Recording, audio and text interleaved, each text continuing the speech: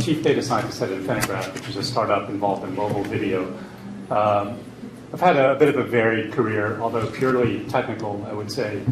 Started off in RF sensing, that's radar for those of you who don't know. 15 years doing research in RF sensor signal and data processing algorithms, and took a bit of a diverted turn in my career a number of years ago. Got a PhD in bioinformatics, so I worked in the life sciences and genomics and the sequencing industry for about 3 years.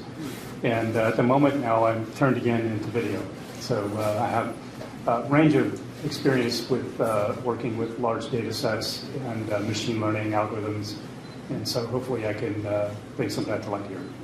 Well, my own personal experience is one in which I've inhabited a space that's very close to the data source. And so when I think about big data, I think about opportunities to find and discover patterns that aren't apparent to an expert necessarily, or that could be automatically found and used for prediction or analysis of health and status of the sensors at levels of effectiveness that an expert would not be able to replicate. And so, there's a lot of differences in the perception of what big data really is, other than there's the common thread seems to be that it's really just a way of thinking about, and I hate the word data, really, because it's so undescriptive, it's so generic so that it has almost no meaning at all. So I think of it as just information that's stockpiled, and it could be useful if you knew how to go in and sort through the stockpile of information to find patterns, patterns that persist and can be used for predictive purposes. So in those areas, I think there's been general slow progress over many decades. Why this explosion in recent years is primarily because of the breakthroughs in computer vision, and that is brought about by advancements in multi-layer deep neural networks, particularly processing image and video data. And that is something that is taking place over the last 10 years. First with the breakthrough, the seminal paper that was authored by Jeffrey Hinton in 2006, which demonstrated breakthroughs in deep multi-layer networks, neural networks, and then with the work that was published towards the ImageNet competition in 2012 that made the significant advancement in performance over more conventional methods. So I think that's the major reason why there's all this excitement, because visual perception is so incredibly powerful.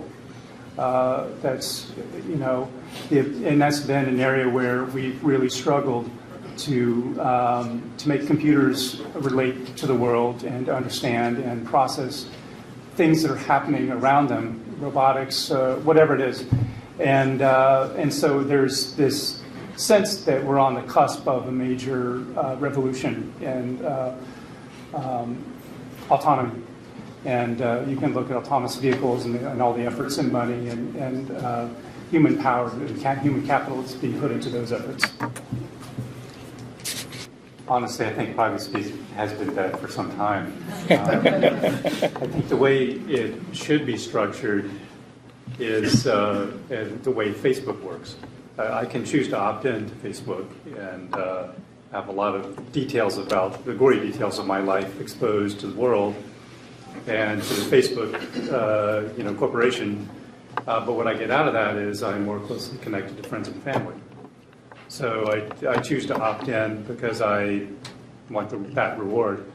But privacy issues where I don't have the opt-out choice is most problematic.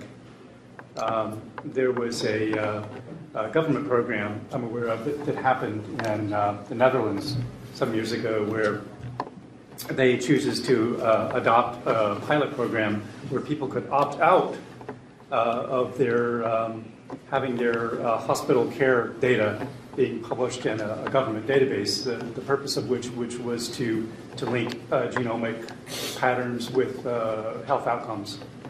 That's a little controversial, right? Because you have public health. The public health benefits of having such a database could be enormous and transformational. So it's a very complicated issue, and I'm certainly probably not qualified to speak at length, but I would say it's long since been dead, and we should kind of have the post-mortem here. Attack the problems, and we'll go to Q&A right after Paul answers.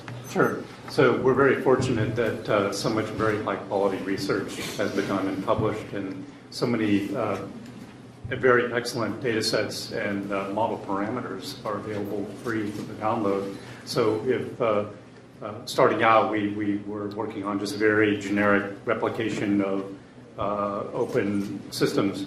So object recognition can be done with fairly high quality, free, in a week. And so that was kind of our starting point. What we aim to do is to be able to advertise mobile video by selecting thumbnails that are somehow more enticing for people to click on than the default ones the content owners provide. And it turned out this is kind of an idea that our co-founders came up with about a year ago, a couple of years. And it's amazing how bad humans are at predicting what other people want to click on. It's amazing. So we are, as far as we know, the only startup that's solely focused on this core idea, which sounds like a small business, but with all the mobile video volume and advertising revenue that's out there and growing, we think we see a very solid business.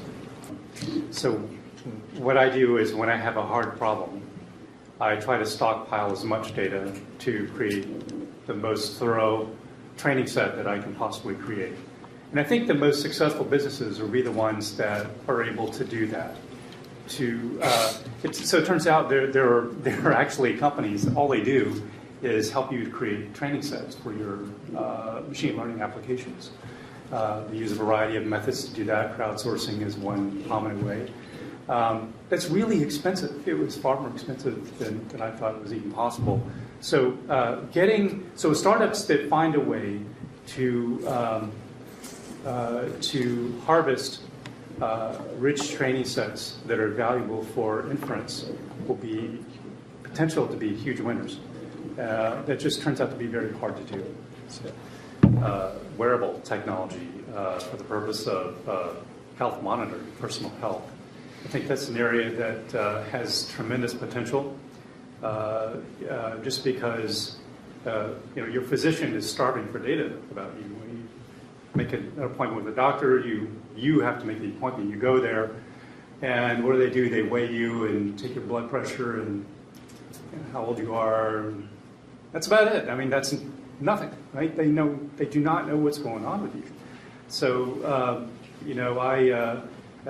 maybe it's personality dependent, but I would be very much in favor of disclosing all kinds of biometric information about myself that's continuously recorded and stockpiled in a database and repeatedly scanned by intelligent agents for anomalies, and doctor's appointments automatically scheduled for me.